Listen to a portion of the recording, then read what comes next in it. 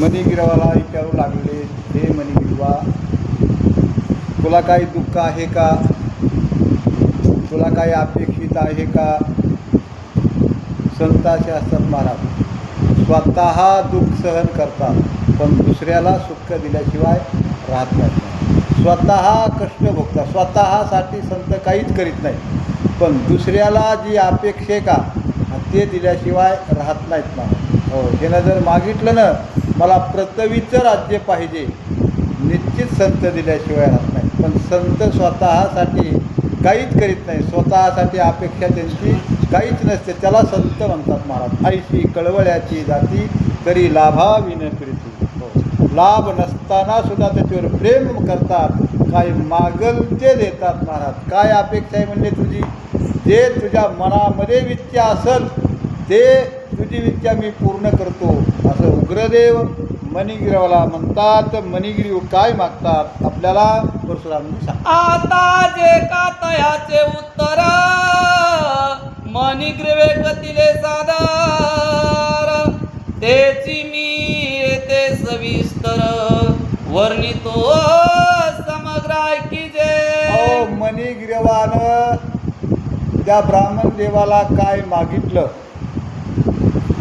आणि काय मागितलं नाही, तर परशुरामजी आपल्याला म्हणतात, जे जे मागितलं, जे जे अपेक्षित आहे आणि ती माहिती तुम्हाला या अध्यायामध्ये सांगतो, अशा प्रकारे आपल्याला म्हणतात. मणिग्रीव म्हणे द्विजेंद्र ऐक, चमत्कार पूरनामक, विद्वत जन समान व्रत एक, उत्तम नगर आहे पै. हो, त्या ठिकाणी मणिगिरी आपला विद्या सांगू लागला, आपली सगळे माहिती सांगू लागला. हे ब्राह्मण देवता, उत्तम अशा प्रकारचं नगर, काय नाव नगराचं? चमत्कारी नावाचं नगर प्रकार. आणि त्या नगरामध्ये सगळे सुशील, पुण्यशील, कुलवान, शीलवान, ज्ञानवान, गुणवान सगळे लोक राहत होते. अगदी आनंदानं त्या चमत्कारी नगरामध्ये राहतात. आणि मीही त्या ठिकाणी राहत होतो. पुढं काय झालं महाराज ऐका. ते स्वस्त्री सवर्तमान, सर्वदा मी राहत असून, मणिग्रीव माझे अभिदान, शूद्र जाती पवित्र. त्या चमत्कारी गावामध्ये चारी वर्णाचे लोक होते, ब्राह्मण, क्षत्रिय, वैश्य आणि शूद्र. प्रत्येकजण आपण आपल्या धर्मानं वागत होता महाराज. ब्राह्मण ब्राह्मणाच्या धर्मानं, क्षत्रिय क्षत्रियाच्या धर्मानं, वैश्य वैश्याच्या धर्मानं आणि शूद्र शूद्राच्या धर्मानं सगळे वागत होते. आणि मी सुद्धा माझ्या पत्नी सहित त्या चमत्कारी नगरामध्ये राहत होतो. पुढं ऐका म्हणले काय झालं. बहु संपत्ती मान असूनी, परोपकार करी अनुदिनी, तेने सकळ जनाला गुणी, अत्यंताची प्रिय असे. असो, माझ्याकडं भरपूर संपत्ती होती, भरपूर धन होतं आणि मी वाटीत होतो, लोकायला वाटीत होतो. ज्याला जी गरज आहे का त्याला ते मी देत होतो. म्हणून मी सगळ्याला प्रिय वाटलो, म्हणून सगळेजण माझ्यावर प्रेम करीत होते. अशा प्रकारे त्या गावामध्ये मी वागत होतो. अशा प्रकारे त्या ब्राह्मण देवताला मणिगिरी सांगू लागल्याला. परी दैव योगे कदाचित, मज दुर्बुद्धी झाली बहुत, निज धर्म सोडिला समस्त, बहुआकांत मांडिला. बहुआकांत मांडिला. देवा, हे ब्राह्मण देवता प्रकार, काही दिवस माणूस शुद्ध आचारानं वागतो आणि माणसाची बुद्धी बदलली. घडणे आहे साचार, बुद्धी सुचे तदनुसार. जसं घडणार आहे का अशी माणसाला बुद्धी सुचते. चांगलं घडणार असेल तर चांगली बुद्धी सुचते महाराज. चांगलं घडणार होतं तोवर चांगली बुद्धी राहिली. आता वाईट घडणार आहे म्हणून करता बुद्धीमध्ये बदल पडला माझ्या, आणि बुद्धीमध्ये बदल पडल्यामुळं पुढं काय झालं ब्राह्मण देवता ऐका. परस्त्री बळे धरून भोगू लागलो अनुदिन नानाविध मद्याचे पान रात्र नदीन चालविले रात्र नदीन चालविले. धर्म सोडला महाराज. धर्म सोडून अधर्मानं वागू लागला. प्रश्री माते समान असते महाराज, पण प्रश्री पत्नी समान मानू लागला महाराज. मग परश्री गमन करू लागला, सुरापान करू लागला. अशा प्रकारची बुद्धी माझी अदुगर परश्री माते समान समजीत होता महाराज. हिंसा करायची नाही, परश्री माते समान पुरधर वमना समान अशी इच्छा होती महाराज. असं मन होतं, पण मन बदललं गेलं. परश्रीला आपल्या पत्नी समान मानू लागला, सुरापान करू लागला, आणि अशा प्रकारची अवस्था माझी बिघडली महाराज. पुढं काय झालं ऐका. सास कर्मी धरिले धैर्य करू लागल हिंसाचर्य वा. लोक करीती बहु आश्चर्य सकळ आर्य त्रासिले सकळार्य त्रासिले. काम, क्रोध, लोभ, दंभ, अहंकार. बरं का, काम ज्याला निर्माण झाला ना त्याला क्रोध येतो. क्रोध आला की बरं हिंसा करू लागला महाराज. आणि लोभामुळं चोऱ्या करू लागला. हिंसा करायची, चोऱ्या करायचा, परश्री गमन करायचं, मद्यपान करायचं. अशा प्रकारे मी असं वाईट वागू लागलो. आणि वाईट वागत असल्यामुळं पुढं काय झालं देवा ऐका. ही धर्मपत्नी सती अबला हिने सदुपदेश बहु केला परी तो म्या नाही मानिला कर्म चालविला तैसाची कर्म चालविला तैसाची. माझी पत्नी पतिव्रता, धर्मानं चालणारे, नीतीनं चालणारे, न्यायानं वागणारे. मला न्याय सांगितला, धर्म सांगितला, नीती सांगितली, रीती सांगितली, तरीही मी तिचं ऐकलं नाही. आणि जो काही कुमार्ग होता का तो कुमार्गानं मी चालू लागलो. कितीही वेळेस पत्नीनं सांगितलं तरी मी तिचं ऐकलं नाही देवा. अशा प्रकारे मी वागत होतो असं सांगता येईल. ग्रामस्थ जन सर्व त्रासिले गावातून मज हाकलिले तो ब्रात बळे राये ब्रात बळ राये वहिले बळे लुटविले मम सदन. गावातल्या लोकायला मी त्रास दिला, एवढा त्रास दिला, एवढा त्रास दिला, ते कट्टाळून गेले, मला वैतागून गेले. आणि ते वैतागून जाऊन सगळ्या गावानं विचार केला, याला म्हणले एकतर वाळून टाकायचं आणि गावाच्या बाहेर हकलून द्यायचं. आणि माझ्याकडं धनसंपदा भरपूर होती. आणि त्या गावातल्या लोकांनं, माझ्या नातेवाईकानं, भावभावकीनं माझं सगळं घर लुटलं आणि दान धर्म करून टाकला. आणि मला गावाच्या बाहेर हाकलून दिलं, मला वाळीत टाकलं, मला कुणी बोलाना, माझ्याकडे कुणी बघाना. अशा प्रकारची अवस्था त्यावेळेस माझी झाली देवा. बोला. शेष धन जे राहिले काही तेही घेतले बंधू जनानी तिरस्कार केला सकळिकांनी वनाटाई प्रवेशलो. गावातल्या लोकांनी सगळ्यांनी विचार केला, याला गावात राहू द्यायचं नाही म्हणजे सगळं गाव त्रस्त करून टाकलं ना, सगळं गाव ढवळून टाकलं. म्हणून करता सगळ्या गावानं माझं धन हडप केलं. आणि थोडं उलीतिली राहिलं होतं घरामध्ये महाराज, ते भावायला घेतलं. घरातलं धन भावायला माहीत असतं ना. आणि सावकारी फिवकारी काय असेल ते सगळं सावकारीचं बुडालंच. आणि जे काही होतं ते ओपन धन होतं सगळं गावानं ताब्यामध्ये घेतलं आणि मला हकलून दिलं. असं हकललं, गावाच्या बाहेर काढून दिलं महाराज. पुढं काय झालं ऐका. ही मम कांता पतिव्रता येसी माझी बहुत चिंता चिंता यास्तव सोडोनी माता पिता मज सर्वता अनुसरली.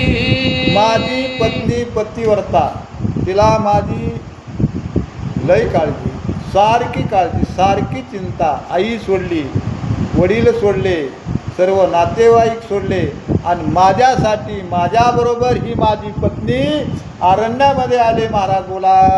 तेव्हापासून ये सहित वसतो या घोरवनात, वनात. नानाजी वधुनी सतत उदर भरीत राहिलो. महाराज तेव्हापासून माझी पत्नी घेऊन या वनामध्ये आलो.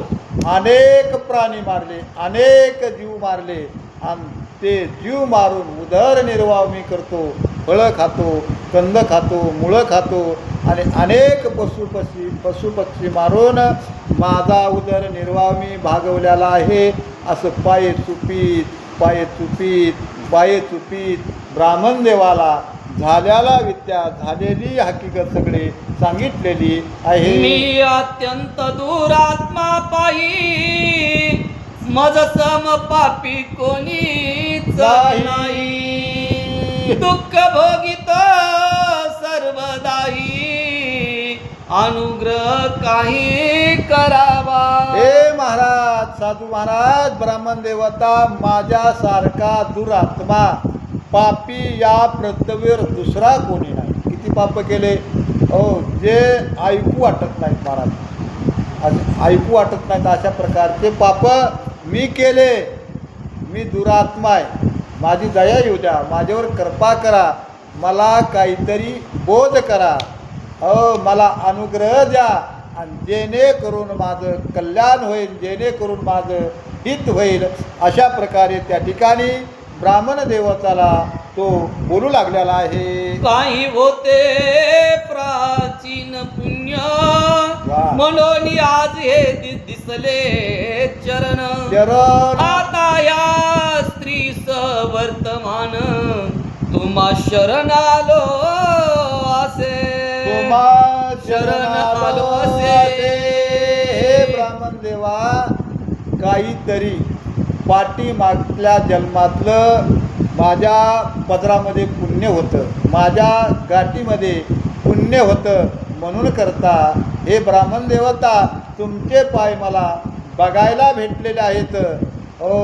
अशा प्रकारे तो बोलू लागलेला आहे. तरी दया करा हो मजवर, तुम्ही दयाळ मुनिवर.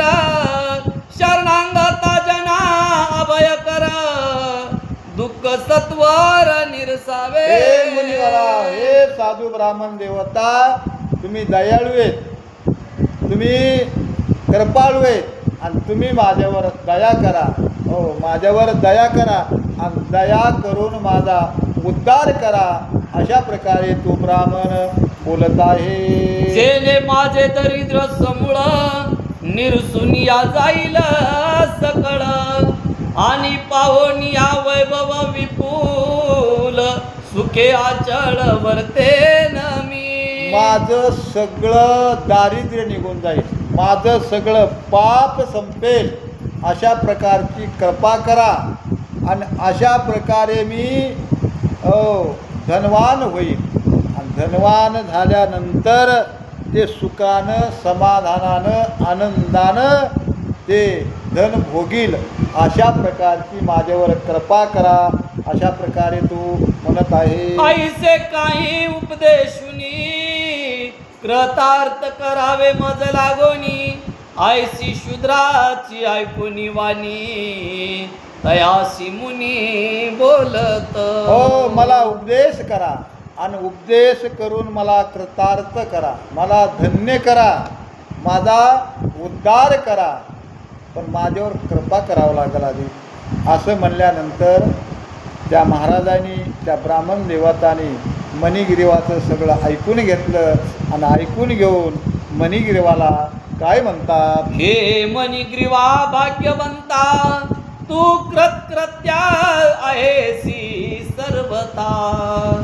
जे या कांतारा माझी तत्वता, माझे आतिथ्य केलेसी. हे मणिगिरीवा भाग्यवंता, संताच्या सान्निध्यात आल्यानंतर, संताची भेट झाल्यानंतर सगळेच भाग्यवंत होतात महाराज. करंटे सुद्धा भाग्यवंत होतात.